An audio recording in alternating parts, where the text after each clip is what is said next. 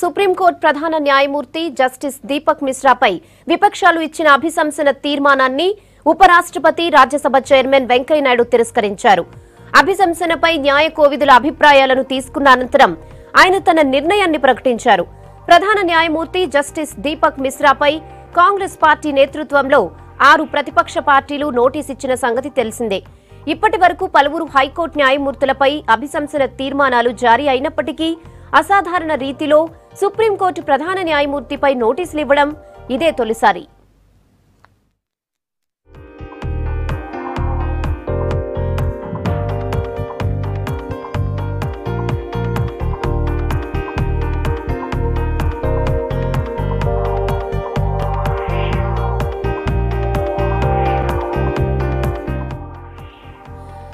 Supreme court chief justice CJ Deepak మిశ్రాను అభిశంసించాలని విపక్షాలు శుక్రవారం అభిశంసన నోటీసు ఇచ్చాయి.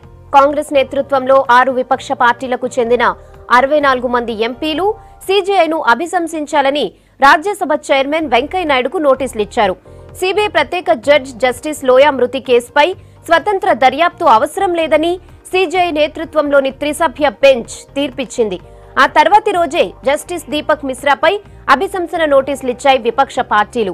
అభిశంసన నోటీసుపై Congress, NCP, CPM, CPI, Samajwadi, BSP, Muslim League పార్టీల ఎంపీలు కూడా సంతకం చేశారు.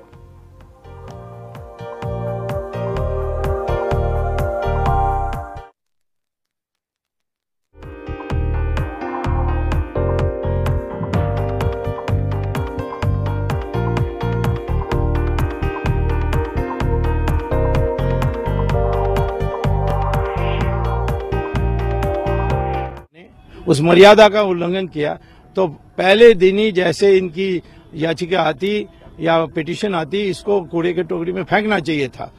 फिर भी उन्होंने इनको तसल्ली के लिए इस पूरा पढ़कर वो इस राय पर पहुंचे जो सही राय है कि जो भी है उसमें कुछ है ही नहीं, कोई तथ्य नहीं है, कोई आधार नहीं है. ये सिर्फ न्यायाधीशों को डराने के लिए इन्होंने ऐसा किया. ये कांग्रेस पार्टी की आदत है. देश भर में अब लोग समझ गए कि इमरजेंसी इनकी मंशा बदली नहीं है और ये जुडिशरी से नफरत करते हैं जब तक वो उनके गुलाम नहीं बनते और इससे उनकी ही बहुत बड़ी चोट हुई है. तो मैं समझता हूं कि सारा राष्ट्र को समझ लेना चाहिए कांग्रेस और लोकतंत्र कभी दोनों साथ नहीं जा सकते. सर कपिल सिब्बल ने ये कहा है कि जब तक चीफ जस्टिस को हटाया नहीं जाएगा वो कोर्ट नंबर 1 में पेश नहीं होंगे. मैं तो फिलहाल उनके लिए क्या मैं तो कहता हूं पाकिस्तान की कोर्ट में कई जगह हैं, वहां जाकर बहस कर सकते हैं. उस तक इनको तो कभी मौका नहीं मिलेगा क्योंकि सारे चीफ जस्टिस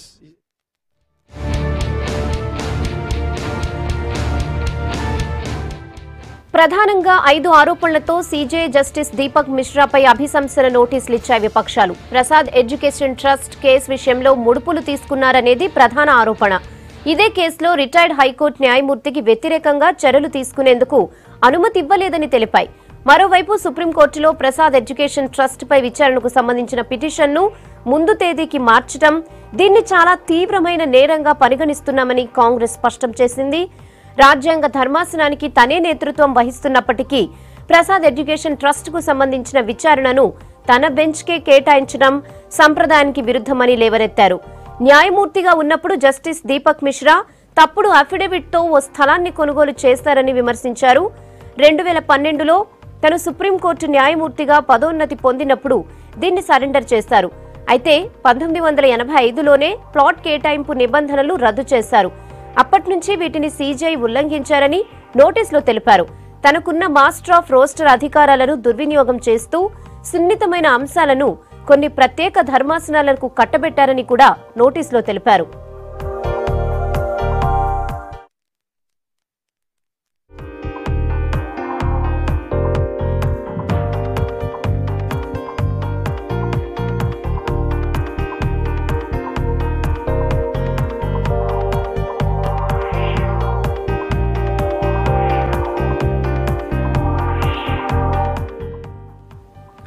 అభిశంసన నోటీసును రాజ్యసభ చైర్మన్ తిరస్కరించడాన్ని తప్పుబట్టారు supreme court senior lawyer Prashanth Bhushan.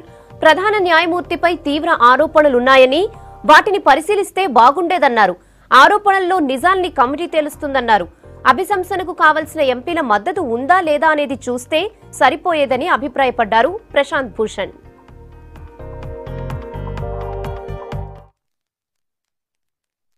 It is really astounding that the Vice President has the gall to reject such a serious impeachment motion signed by 64 MPs of the Rajya Sabha containing 5 very serious charges of misbehavior.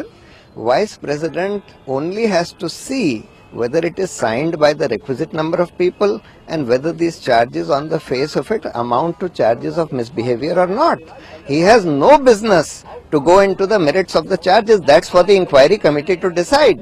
Therefore, this has clearly been done at the behest of the government, and it's totally illegal and unconstitutional and mala fide, and it is going to be challenged, I am sure, by some of these MPs. It's a political decision taken to protect the Chief Justice, and in order to avoid even an inquiry into these serious charges, which is what the Constitution requires.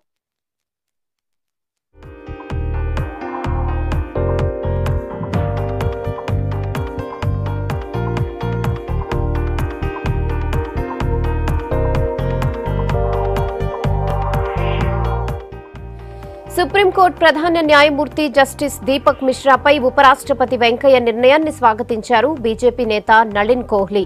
Congress నేతలు ప్రజాస్వామ్యాన్ని ప్రశ్నిస్తున్నారన్నారు. ఒక judgement పై అభిశంసనకు రావటం సరైంది కాదన్నారు.